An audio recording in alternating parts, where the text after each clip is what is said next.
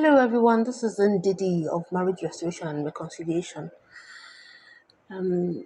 Someone might ask, what do I do while separated? As I'm standing for my marriage to be restored, while at it, what do I do? What just do I do? How do I carry on? What do I do to that can possibly get my spouse's attention? How do I spend my days? How do I spend my time? Apart from my regular work, what else? I mean, my regular work has nothing to do with my spouse, right? What else do I do to invest in myself as per my marriage reconciliation? Now, here's your answer.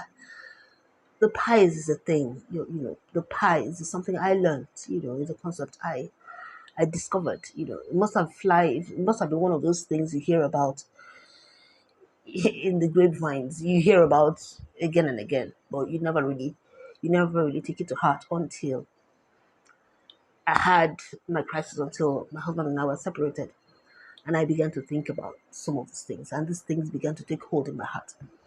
Your PIES, PIES, what is that? That's your physical, your intellectual, your emotional, your spiritual well being. The thing is this: if he picked you before, he can pick you again. If your husband, your wife, picked you out of the pack before to be married to spend the rest of their lives with, you know, then they can as well pick you again.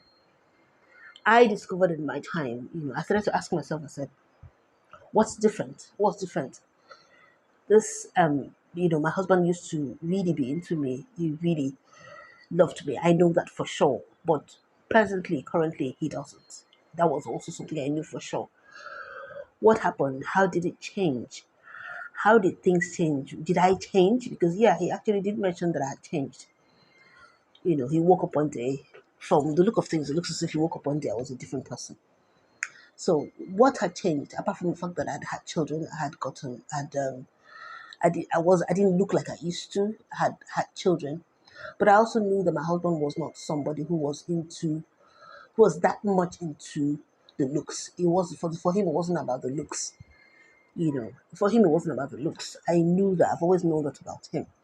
There were some certain other things that meant more to him than the looks. And the more I researched, the more I made my researches, the more I discovered that that line of reasoning for me was true. For him, it wasn't about the looks. So what was it that attracted him to me in the first place? You know how someone just likes you, someone is attracted to you, someone wants to be with you, but you're not really sure what the reasons are. I mean, he tells you certain things he likes about you, certain things he admires about you, but you don't make a conscious effort to keep those things, especially when life happens. Children come, they take your attention away, and all of that. And then sometimes your spouse may tell you certain things he likes about you, but not tell you other things. Not that he's hiding them, just it just hasn't come up, or he just hasn't. He may tell you some basic things, some obvious things, but the core things, or so the core things, that really got him. That really got him. You may not know. You may not know. But what happened to me? I sat down and I began to ask myself, what are the things he has told to me? What are the things I've heard him say that he has said to me that he liked about me? I began to trace those things. I began to imagine the ones that he hadn't spoken. I started to imagine the ones that he hadn't spoken. Then I started to compare those to what I thought I brought to the table. And I began to see that the things I brought to the table waned in comparison to the things that he really wanted. So before I started to work on all that. But while working on that, I asked myself, who is my best self? Who is that person he met and fell in love with? And how can I get back to being that person? Not just getting back to being that person, improve upon that person. How can I improve upon that person? How can I take that person and be the core of myself? Because I discovered that if I wasn't being that person, then I wasn't being true to who I really was. In other words, I wasn't being true to even myself. So I had allowed childbearing, to carve away to chip away at who I really, at some parts of who I was. Perhaps I'd allowed childbearing to chip away at some of those parts or some parts of who I was. I began to see that I'd given my children way too much time. So much time, which is good for them, yeah, but it shouldn't be at the expense of other things. It was definitely to the detriment of my marriage, of my marriage. In the long run, it will affect the same children that I was giving my time to. So I began to look at my pies. How do I get back to being me so I could be true to who I really was in all facets? And what are those facets? Physically, intellectually, mentally, physically, emotionally, intellectually. That's P, physically P, intellectually I, emotionally E, and then spiritually S. I began to look to those things. One after the other. So I sat down and I made a list. What are those things about me that I wanted to improve upon physically? What are those things about myself that I wanted to improve upon or get back to, intellectually? What are those things about me that I wanted to improve upon or get back to emotionally? Things about me that I wanted to improve upon or get back to spiritually. And began to work on those things, on each of those things per day, per time, per week, per month, began to work on those things. I found myself, terribly engaged while working on those things. I found myself engaged. I found myself having something to look forward to per day. You know, I had stopped listening to music. Can you imagine something as simple as that? I stopped listening to music. You know, um, when I think of that, I don't know how that is possible. I don't know how that happened. I stopped, giving myself to music or allowing music minister to me. I just stopped doing that, because in the busyness of the day just happens. Music just wasn't part of my routine any longer. So just to show you how you can come away from who you really are. When for me, I discovered that music does something for me. It helps to make me a more beautiful person. I don't know how it does it, but music is good for my soul. It rejuvenates me. It ministers to me. It does something for me. All the more worship. Yeah. So I began to trace my way back to some of those things and then began to improve on them where in the areas I needed improvement, began to improve on them and then, like that. That gives you a lot to do. You're wondering, you're separated, you're wondering, how do I feel my days? I miss him so much. Or I miss her so much. Some people, sometimes we're so busy missing them, and forgetting to build on ourselves because you don't want to miss them so much so that, next thing they're home. And then by the time they're home, you're not ready.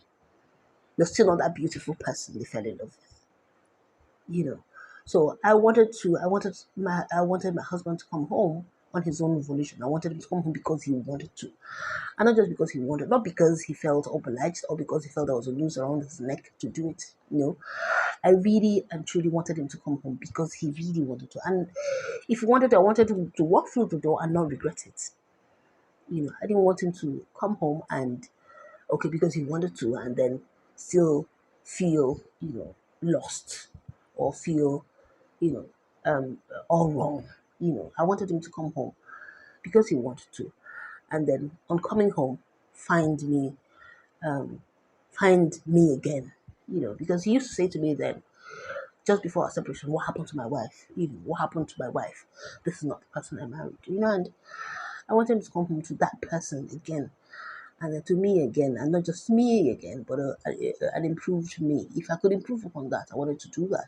I wanted to improve upon that. So that became another prayer point, and then, in repentance and rest, in the place of quiet, and intimacy with the Father, he taught me how to be beautiful again. He showed me how to be beautiful again. He showed me how to improve upon myself. And that is exactly what happened. So your pies, your physical, intellectual, emotional, spiritual well-being are very important, very crucial for your own well-being, for your own health. Whether or not your marriage is coming back together, it's important for your own well-being, for your own health. If he fell in love with you before and picked you out of the pack, he will. pick you again. For the same reasons and even better. For the same reasons and more. For the same reasons picked you before and more. Because I believe that for a man, for most rational thinking men, to make a decision, or most rational thinking individuals, even if it's a woman who makes a decision to marry, to agree to marry a man, it's not a decision that is usually made on a whim. Usually, usually, it's not a decision that is usually made on a whim. So if someone decides to spend the rest of their days, the rest of their lives with you, it's usually a decision that was well thought out. And if it was well thought out, it's not likely that that sort of person they decided to spend the rest of their lives with is in the multitude. It's not likely that that's your kind of person is all over the place. It's not that easy to replace you. It shouldn't be that easy to replace you. But we can only talk about replacing you if you no longer exist.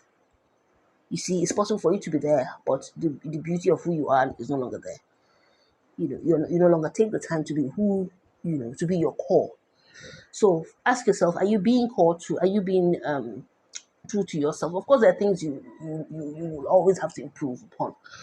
There are things that perhaps there are things you used to be or the person you used to be that you don't need to be anymore. You also have to take that into consideration. For instance, as a single person, you may have been the sort of person who did a lot of visiting, or a lot of visiting, going from one friend's house to the other friend's house, or that sort of thing. You were available to your friends, your relatives, to your aunties, your uncles, your friends.